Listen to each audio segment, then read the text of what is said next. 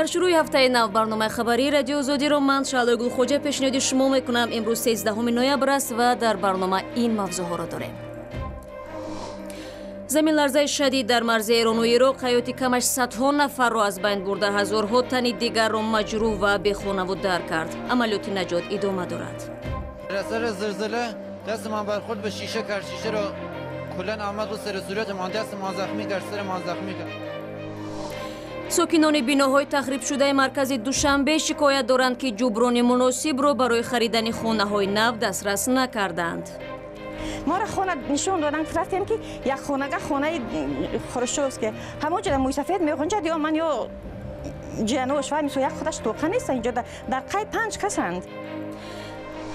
ва бо шурӯи мавсими чини шилимӯ дар тоҷикистон кишоварзон умед доранд ки имсол ҳам ҳосили хубе ба даст меоранд. бо идомаи амалиёти наҷот шумораи қурбониёни заминларзаи шадиди рӯзи гузашта дар марзи Эрону Ироқ афзоиш меёбад. шаби дирӯз ҷунбиши сахти замин ки беш аз 7 дараҷа буда аз садҳо нафарро кушта ва ҳазорҳо танро захмӣ кард. заминларза чандин пасларзаҳои дигарро дар пай дошт ва дар Туркияву Кувайт низ эҳсос шуд. Абдулла Ашуров бо тафсилоти бештар. шаби гузашта бар асари заминларзаи 7.3 дараҷаӣ дар вилояти Кирмоншоҳ ва дигар минтақаҳои ғарби Эрон даҳҳо нафар кушта ва садҳо тани дигар захмӣ шуданд. ба гузориши хабаргузориҳо заминларза дар Ҳамадон, Занҷон, Табрез ва чанд шаҳри дигари Эрон ва ҳамчунин бархе аз минтақаҳои Ироқ ва кишварҳои дигар эҳсос шудааст. омори ниҳоии қурбониён ва захмиҳои ин заминларза ҳанӯз мушаххас нест ва мумкин аст дар соатҳои оянда афзоиш ёбад. дар ҳоли ҳозир мақомоти устон ё вилояти Кирмоншоҳ гуфтанд ки шумораи қурбониён ба 336 нафар расидааст. شهرستان روانسه از پنجره پریدم پایین، خیلی سرعت زیادی داشت. باعث شد شیشه بیاد پایین بریزه، دستم پاره شد. دست بریده؟ بله. بر اثر زلزله دست من برخورد به شیشه کرد، شیشه رو کلاً آمد و سر صورت من، دست من زخمی کرد، سر من زخمی کرد. بنابر گزارش‌ها با کمیش 4000 تن دیگر زخمی شدند. در کردستان عراق هم چند تن دیگر به هلاکت رسیدند. به قبل مقامداران کرد، زمین‌لرزه در ولایت سلیمانیه کردستان عراق زیان بزرگ مالی رسانیده است. تلویزیون روداو بیناهای ولنگار و مردم نگران در کوچه ها را نشان داده است. این زمین‌لرزه چندین پس لرزه های دیگر را در پی داشته است. این پس لرزه ها در منطقه های غربی ایران با علاوه آن که خسارات در پی داشت، همچنین سبب شد تا بسیاری از شهروندان در شهرها و منطقه هایی که زلزله احساس شده است خانه های خود را ترک کرده و به کوچه ها بروند. جمعیت هلال احمر ایران به خبرگزاری رسمی ایران گفته است تیم های این نهاد به منطقه های زلزله زده فرستاده شدند. رئیس ولایت کرمانشاه هم گفته است 28 چرخبال به منطقه های آسیب دیده فرستاده شدند و بیرون آوردن جسدها از زیر ویرانه ها آغاز شده است. ҳоло рӯ меорем ба пойтахти Тоҷикистон ки дар ин ҷо ҳам чандин биноҳои истиқоматӣ тахриб шуданд, вале тибқи нақшаи генералӣ. сокинони яке аз чунин биноҳо аз нақзи ҳуқуқашон шикоят доранд ва маскунони бино мегӯянд мақомот дар нисбати онҳо ноадолатӣ карданд ва бидуни додани маблағи кофӣ онҳоро бесарпаноҳ мегузоранд. ҳамкорони мо бо чанде аз ин хонаводаҳо суҳбат карданд. ساکنان کوچه رودکی 58 پایتخت میگویند بدون آنکه مقامات آنها را با منزل زیست تأمین کنند خانه‌های استقامتیشان را تخریب کردند. قانون کنستیتوسیای 25 قانون 25 پونکت 2 در نوشته که اول باید آدمان را راضی کنند. در این خودش جناب اولی گفته که همین آدما را جابجا کنید و خانه‌هاشون رو ویران کنید. ما دبدب می‌فورد در زندگی کردن، لیکن ما مجبوریم برای که نداریم جا نداریم جای دیگر رفتن. ساکنان از آن اظهار نگرانی می‌کنند که حکومت شهر برای خریدن خانه‌های نو مبلغ کافی نداده است و آنها نمی‌توانند با این مبلغ داده آنها منزل زیست موافق به خود خرند. پولی که جدا کردگیه کمه، خیلی هم کمه که ما برای اون خانه پیدا کردن نمیشه و نمیتونیم. یا خانه را گرفتن جدا کردن به 3 گروه. اعلی میانه خوب. اعلی میانه خوب من هیچ نفهمیدم. خانه ما را به چی کردن؟ حساب کردن.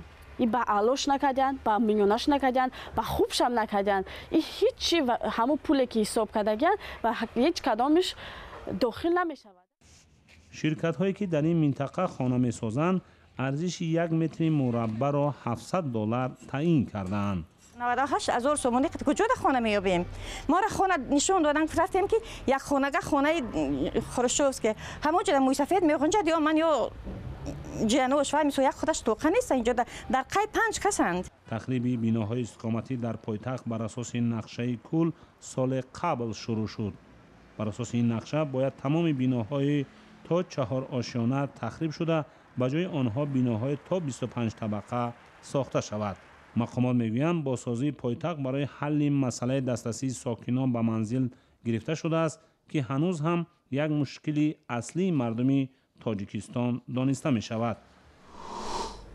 رو می‌آوریم به موضوعهای دیگر. قزاقستان با محصولات قاچاقی و پس‌صفت قرغیزستان به اصطلاح جنگ اعلام کرده است. یک ماه قبل این کشور نظارت مرزی را در گذرگاه‌هایش با قرغیزستان شدیدتر کرد و واردات و فروش محصولات برخی از شرکت‌های شیری و قنادی و گوشتی را منع نمود.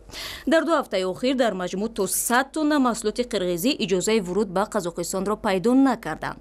اما حالا قرغیزستان در پیش‌رو یک مشکل جدی قرار گرفته است که تحلیلگران آن را پیامد مستقیم سخت‌تر شدن نظارت در مرز می‌دانند. در جلسه پارلمان قرغیزستان وکیل اسحاق پیرمتوف اظهارات تند داد. او گفت زمانی که کشور به هیئت سازمان اوراسیا شامل شد، حکومت روسیه و قرغیزستان به توافق رسیدند که واردات مواد سوخت بدون پرداخت باج گمرکی صورت می‌گیرد. طبق سازش همه ساله از روسیه به قرغیزستان امکانی بدون پرداخت باج گمرکی وارد نمودن 1,200,000 تن سوزشواری وجود دارد. طبق معلوماتی که من دارم ذخیره مواد سوخت در قرغیزستان برای 2 هفته باقی مانده است. اگر ما سوزشواری را با باج گمرکی خریداری کنیم نرخ بنزین تا 2.5 سوم بالا می رود. نهادهای زیربط و حکومت در این باره اطلاع نمی‌دهند و خاموشند. حکومت قرغیزستان نخست اظهار خوشبینی کرد که ذخیره مواد سوخت در کشور برای چند ماه کفایت می‌کند.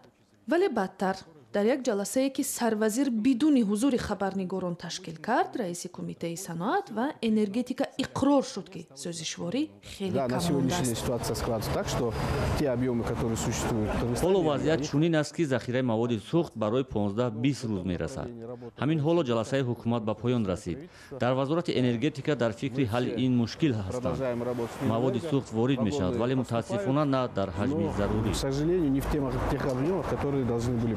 این مقام دولتی میگوید هنوز نارسایی مواد سوخت احساس نمی شود ولی به تاکید چنین وضع بنابر مشکلات بوروکراتی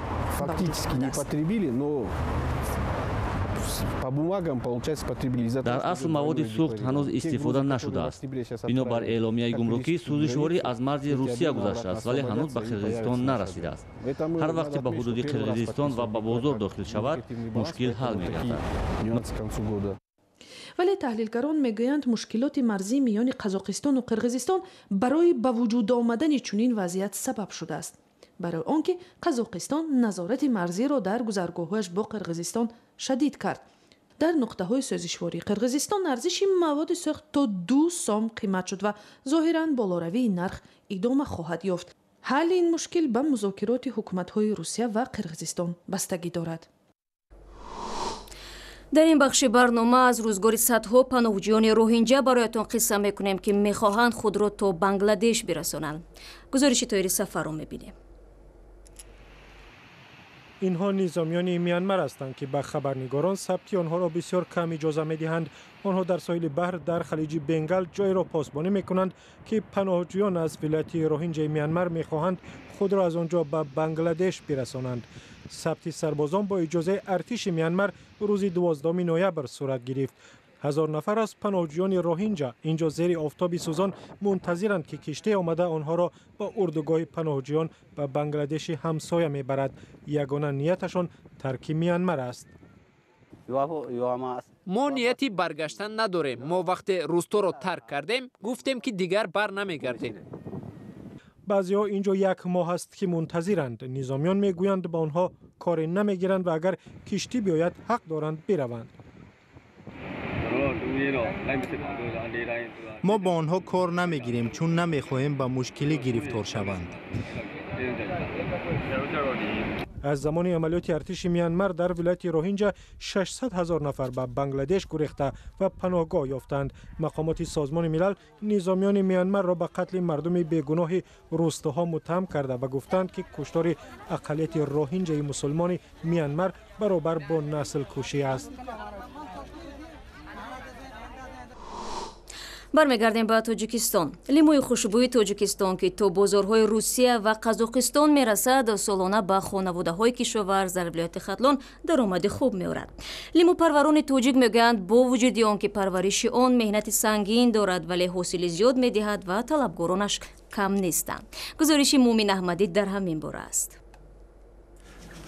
حاصل نازای خوبای خای دیدید چطوری دیدید شما سوزای درآمد خوب داره. سینوریدین 17 سال باز از پرورش لیمو بهره میگیرد. امسال حاصل فراوان است و به تخمین او 5 تن لیمو جمع‌آوری خواهد کرد. حتی برای فروش لیمو به بازار برآوردنش را لازم ندارد. حالا که در ناحیه جیهون موسم لیمو چینی است، خریدار تا در خانه می آید. یعنی این خانه میگیرن میروند. هم 4-5 موزیر گرفته استن کیلوشا. لیموی سینوریدین با نام لیموی تاجیکی شهرت دارد. این نوع را از ابخازستان آورده در سال 1946 با دوررگه‌سازی با افلسون خلق کردند.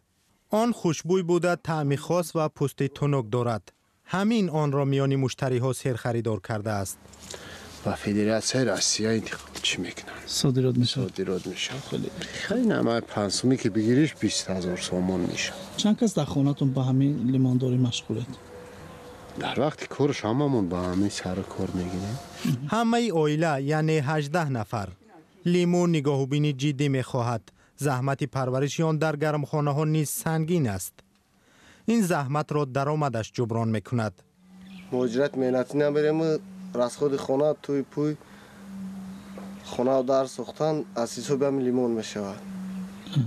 در بازار روسیه لیموی تاجیکی 90 روبل نرخ دارد که یک برابر از نوع هندی و ترکی قیمت تر است.